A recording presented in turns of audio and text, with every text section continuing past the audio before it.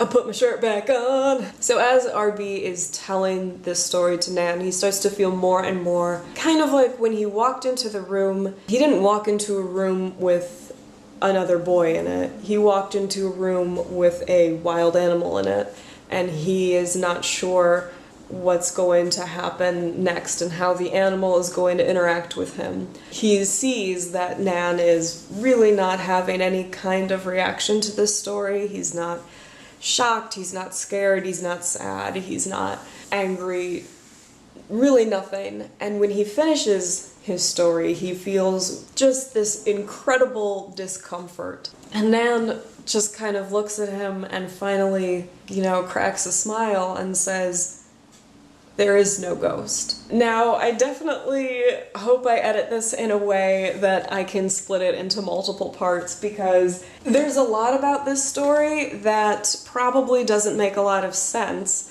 Because, like I said, this story is not necessarily a linear narrative. A lot of things are told in kind of a flashback form, so there's a good amount of time jumping, and not just that, it's meant to be purposely vague, to the point where you don't know a lot of the characters' names, you don't really know Nan as a character at all, you don't know why he's at that school, you don't know anything about his family.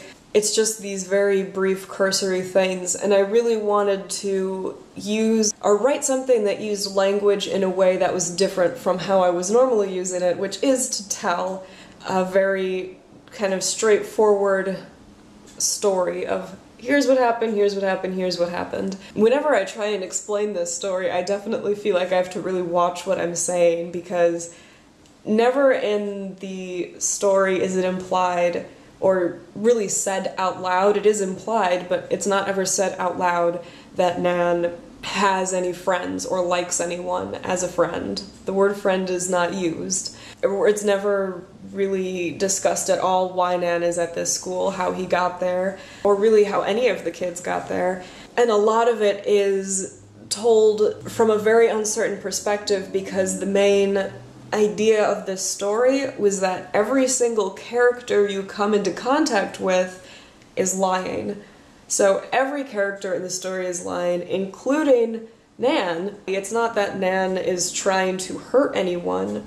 It's just that by the end you realize, or you're meant to realize, that he as a person is also not a good person, is also not the hero, and us following him through the story, we really realize by the end how kind of cool and callous and uncaring he is. And the end, several things. One, you aren't really sure at the end who is telling the closest version of the truth. Up until RB says, what is the truth? And at that point, can you even trust that that's the truth? If that is the truth, and Nan is being honest when he says there is no ghost, does that mean that Nan pushed this teacher off of the bridge and tried to kill him for some reason? Does that mean that Nan was maybe possessed and he was lying? It's just meant to be kind of like a weird, unsolvable riddle in the form of a short story.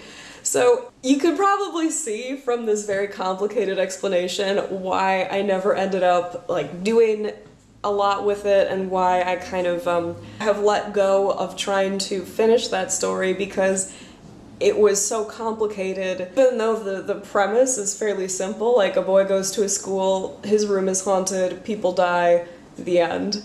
Even though that is pretty simple, what I was trying to do with it ended up being way too complicated for it to be something that I was just doing for fun in my free time.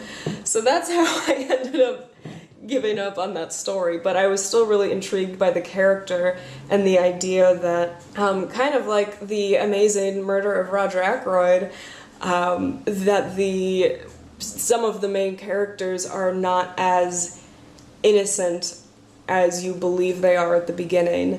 Especially at the beginning, when Nan is in a totally new, unfamiliar surrounding, and he's in this more vulnerable place. you automatically kind of feel for someone who is in a vulnerable place because you're like, oh, I've been there. I've been feeling self-conscious and scared and nervous, so you're immediately endeared to him, and then by the end, you're kind of repulsed by him. So there were a lot of different kind of journeys I was going on in this one short story. So hopefully that is a satisfactory explanation a little bit to what was going on there. And thank you guys so much for watching, for sticking with it. I'm gonna go drink some tea because I've been talking for like an hour straight. Oh, it's gonna be so fun to edit this. Oh. Anyway, I will see you guys later. Bye!